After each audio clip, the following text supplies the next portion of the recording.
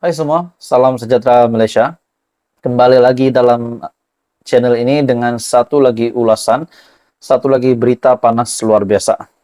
Akhirnya saudara-saudara, Muhyiddin Yassin dan juga kepimpinan tertinggi Bersatu dan Perikatan Nasional terima satu lagi kejutan. Kali ini salah seorang pemimpin berpengaruh, pemimpin tinggi PN Bersatu pula tiba-tiba terima kejutan besar, terima berita buruk, disaman. Akhirnya sebuah syarikat besar menyaman salah seorang pemimpin tertinggi Perikatan Nasional. Walaupun bukan Muhyiddin Yassin, bukan Hadi Awang, bukan Hamzah Zainuddin, tapi ini pula salah seorang pemimpin berpengaruh dan juga adalah bekas menteri semasa PN menjadi kerajaan pimpinan Tan Sri Muhyiddin Yassin.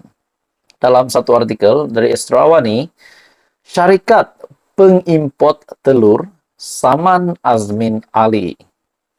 Sebuah syarikat pengimport telur memfailkan saman terhadap bekas Menteri Perdagangan Antarabangsa dan Industri ataupun MITI, Datuk Seri Muhammad Azmin Ali, berhubung ucapan berbau fitnah yang mendakwa syarikat itu memperoleh kontrak secara rundingan terus daripada kerajaan untuk mengimport telur dari India. Ini pasti satu lagi kejutan besar kepada seluruh kepimpinan Perikatan Nasional dan Bersatu. Oke, baik saudara-saudara, sebelum saya meneruskan artikel ini, sebelum saya meneruskan isu yang panas ini, saya meminta jasa baik Anda untuk bantu channel ini dengan menekan butang like. Anda boleh share video ini dan tekan butang subscribe.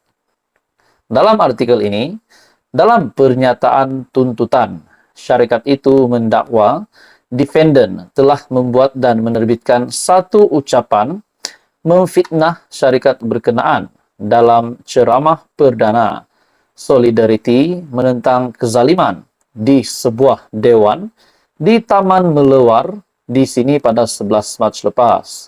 Dakwa plaintiff, ucapan itu turut diterbitkan semula oleh media cetak dan elektronik di dalam dan luar negara termasuk YouTube.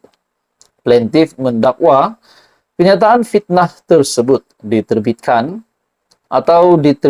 semula oleh defendant walaupun mempunyai pengetahuan bahawa syarikat berkenaan hanya mengimport telur dari pasar raya tempatan, pasar mini dan pasar raya semasa musim perayaan bagi membantu menyelesaikan masalah kekurangan telur yang serius di pasaran mulai Oktober 2022.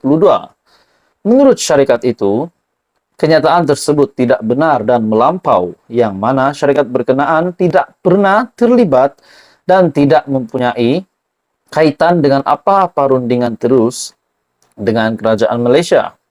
Plaintiff mendakwa tindakan Muhammad Azmin itu berniat jahat dan bertujuan untuk menjatuhkan imej serta reputasi plaintiff selain untuk mencapai publicity murahan serta kepentingan politik.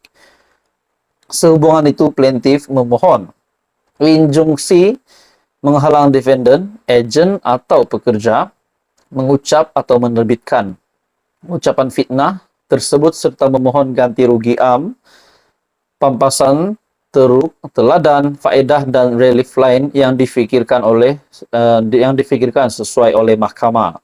Sementara itu, Peguam Elis Ng Zikian yang mewakili plaintiff dalam kenyataan berkata, saman itu ditetapkan untuk pengurusan kes pada 16 Mei ini di hadapan Timbalan Pendaftar Rozana Husin. Ini pasti satu kejutan besar kepada Muhammad Azmin Ali dan kepimpinan tertinggi Perikatan Nasional. Apa komen Anda, tuan-tuan dan puan? Teruskan bersama di dalam channel ini. Jangan lupa tekan butang like, share, dan subscribe. Info padu, info hangat disediakan di dalam channel ini. Hai semua, selamat datang ke channel Fels Lifestyle. Saudara-saudara, tuan-tuan dan puan-puan, kita digemparkan sejak kebelakangan ini dengan tangkapan yang dilakukan oleh Suruhanjaya Pencegahan Rasuah Malaysia, SPRM, bukan sahaja kepada pemimpin-pemimpin politik, namun kepada pegawai kanan dalam kerajaan, pegawai kanan menteri dalam kerajaan. Baru-baru ini kita digemparkan dengan penahanan pegawai kanan Menteri Sumber Manusia V. Sivakumar. Ini satu tangkapan, bagi saya, ini satu tangkapan yang pasti amat mengejutkan seluruh kerajaan perpaduan dan sudah pasti mengejutkan seluruh Malaysia. Tidak kira juga dari pemimpin dari parti pembangkang. Dalam satu artikel, penahanan pegawai kanan menteri, keputusan SPRM. Ini adalah pendedahan dari Perdana Menteri Malaysia, Datuk Seri Anwar Ibrahim. Oke, baik saudara-saudara, tuan-tuan dan puan-puan, sebelum saya meneruskan isu hangat ini, saya meminta jasa baik Anda untuk bantu channel ini dengan menekan butang like. Anda juga boleh share video ini dan tekan butang subscribe. Dalam artikel dari Malaysia Kini, penahanan beberapa pegawai kanan kepada Menteri Sumber Manusia V. Sivakumar oleh Suruhanjaya Pencegahan Rasuah Malaysia merupakan keputusan badan itu sepenuhnya, kata Perdana Menteri Datuk Seri Anwar Ibrahim. Anwar berkata, sebagai Perdana Menteri, beliau hanya meminta SPRM untuk mengambil tindakan kepada sesiapa sahaja sekiranya mempunyai asas untuk berbuat demikian. Jadi kalau kita anggap bahawa Perdana Menteri Datuk Seri Anwar Ibrahim yang mengawal SPRM, itu bagi saya tidak relevan lah, disebabkan SPRM pun membuat tangkapan di dalam kalangan pembangkang. Itu Presiden Bersatu sendiri pun telah disiasat oleh SPRM, dan juga Wan Saiful Wanjan pun telah disiasat oleh SPRM. Mereka dari pembangkang nih. Jadi untuk kerajaan pula, pegawai kanan, menurut artikel ini, beberapa pegawai kanan Menteri Sumber Manusia V. Sivakumar pun ditahan. Jadi ini kita dapat lihat bahwa Perdana Menteri Datuk Seri Anwar Ibrahim tidak mengawal SPRM untuk menangkap di kalangan pembangkang saja. Namun di dalam kerajaan pun situasinya sama.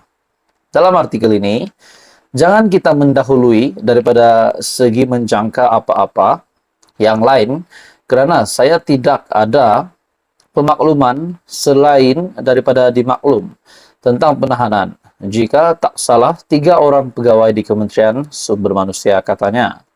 Beliau berkata demikian kepada pemberita selepas mempengerusikan Majlis Pembangunan Bumi Putra Pulau Pinang di Bukit Mertajam.